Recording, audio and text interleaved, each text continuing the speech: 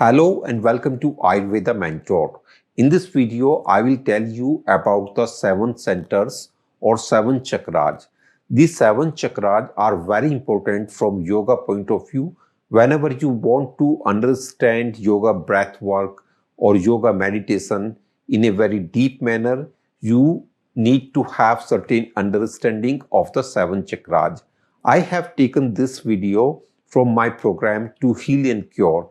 This is a very in-depth training based upon Ayurveda and yoga. It helps you to implement the principles and practices of Ayurveda and yoga in your daily life in a very practical way, and you simply experience positive well-being and you move toward healing and cure if you have certain chronic disorder. Definitely give a try to this program Heal and Cure. So in yoga, it's a very well-known fact that there are seven chakras. So you can say them as centers or different types of lotuses. In some of the Sanskrit texts, they are written as different type of lotus, and they correspond to brain and like nerve plexus in the spinal cord, or you can say brain and spine. These are two integral part of the central nervous system. Rest of the things like cranial nerve and other nerves that are going inside our body, these are peripheral nervous system. So there are seven centers we will be knowing about these. First one is root chakra. It is also called Mooladhar chakra. Mooladhar, you can say base. Mool means root or Adhar means base, foundation. So it is at the base of the spine, and we can also call it coccygeal center, and it is related with the earth element. I told you earlier, whenever we are saying five elements, earth, water, fire, air, and ether, you do not have to consider them as something from outside. These are existing and impacting your own body in a very, very perceptible manner. And you are all just perceiving through those elements. So Mooladhara is connected here with the earth element. It is related with very deep existential instincts, some type of drives, some types of behaviors that are like life-saving, that are ingrained within us, that are genetically built up within us. So it is a very strong center. Above it, like in yoga texts, they say just few anguls above it, there is sacral chakra. It is called Swadhisthana chakra or sacral center, related with water element, related with genitourinary system particularly, and it is governing like inclinations, sexual tendency, sexual orientation, and very deep type of like drives. What are the things that are driving us toward a certain type of behavior? Many persons, they are driven to a particular type of behavior, even though from outside they do not want to indulge in that type of behavior. So this center is related with that, or you can say in one sense, different types of addictions, different types of pleasure that is from outside. So it is very much related with all those deeper stuffs. Third one is the navel center. It is opposite of the navel. It is called Manipur chakra or solar plexus, related with the fire element, and this is the seat of the digestion.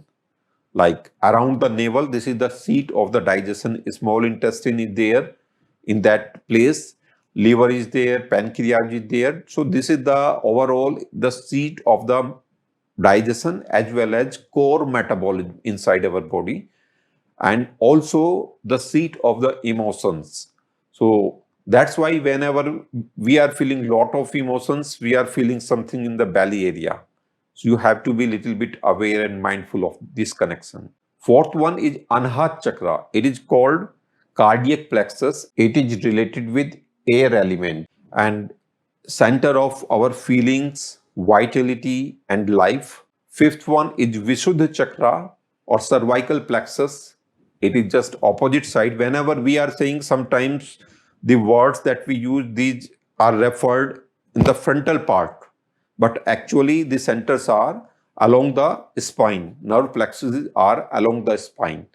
It is related with the space and ether element, and it's very much connected with the process of ideation, having different types of ideas, concrete thinking process, and its outer verbalization. So there are some persons who are able to convey their thoughts very, very well. In like Hindu tradition, we call it Saraswati Kripa. Many people who are just very good in literature, they are very good writers, poets. So we say, and some are very good speakers. So we say there is like blessings of the goddess Saraswati.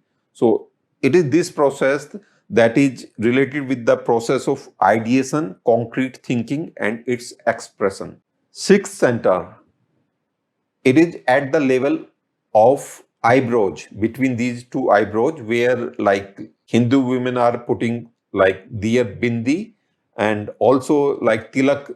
When people are putting it, starts from here most of the time, either a small circle here or just entire here. So this is the actual name of this chakra is Agyan chakra. Agyan means not having the wisdom, being trapped into illusion. So its original name is Agyan chakra. It is beyond the five elements, or you can say it is the master above five elements that we have discussed. All the five elements, these are related with five senses and five executive organs. Gyanendriya, five sense organs, five karmendriya, and above that is our mind. Mind is the master of these. So when I am saying mind is instruments, intuition, wisdom, you have to cover everything that I have told you about mindset. In yoga, they say four aspects of the mind: manas, mind; buddhi, intellect; chit, ahankar. Ahankar is ego. It is not something, ego is not something that I am behaving in a particular way. You say that this is an egoist person. That is very simple language. Ego is self-identity. What is your self-identity? What is your self-vision? What is your vision about yourself? It's very powerful thing, and just very deeply ingrained. You need to just do lot of practice, lot of introspection, lot of practice of yoga to just go to this level. It is the center of the mind instruments. The second aspect of the sixth center, most of the masters or spiritual gurus, they discipline their disciple to meditate at this point. That's why it is called popularly as Agya Chakra, because your master is giving you Agya, order, direction, or guidance to meditate here, and it becomes Agya Chakra, commonly known as. Now we will call it Agya Chakra. There are two polar opposites of it. One is between the eyebrow. The second one is the here. You can say brainstem or medulla oblongata, or that entire area where there is a connection of brain and the spine above that. So it's very important area. In some of the last units, you have seen the significance of that area. It is having the respiratory center, the cardiac center. It is the master controller or most of the vital activities, very, very vital activities, without which we are not able to survive for any time. So we will die if that part is not active. We will not breathe, heart will not work, we will die. So it is very, very important area. And in some spiritual traditions, it is also called as the gateway to the higher realm. There are five elements that are related with senses and executive, like normal worldly pleasures, worldly life. And then above that is the mind. If you master it, you are able to transcend it. You are able to go beyond it. This is the meaning of the gateway. Next one is the crown chakra. It is known as the Sahasrara chakra. The literal meaning of Sahasrara is thousand petaled lotus, thousand petaled center. You can say it is the higher brain, cerebrospinal cortex, like that, and it is transcendental in nature.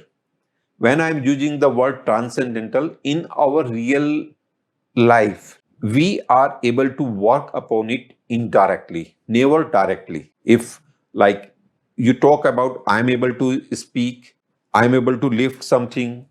So, but our thinking process, all that, where all these things are springing, how these are functioning, it is just transcendental in nature. We can have some clues like by EEG or some other things, but there is no just very definite knowledge about the functioning and integration of this crown chakra or like different centers of brain even to this time. We know a lot of things in neurology, but there are so many aspects like integrating aspects that are known to some of the advanced yogis. These are still not known. So I will be sharing sometime in this program one diagram, and that is the key for neurology, that is related with brain and its functioning also. This is the key. That diagram was shared with the yogi in the 19th century. This is very, very intricate.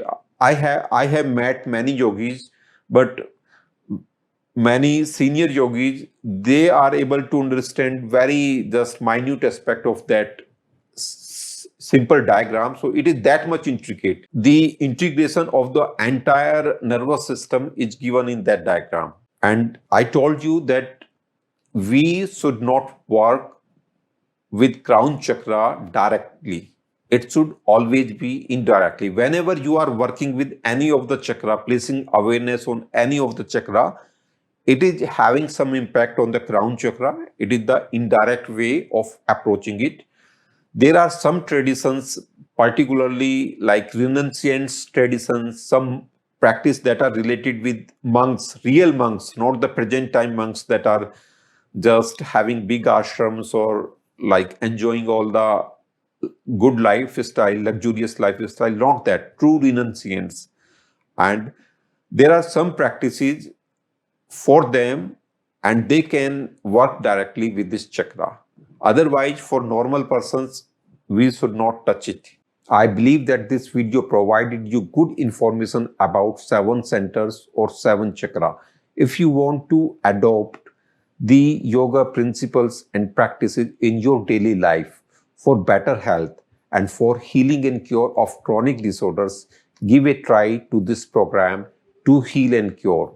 In this program, we will be taking these concepts in a very practical way, and you will follow these step by step under my guidance and move on the path of recovery, move on the path of healing and cure.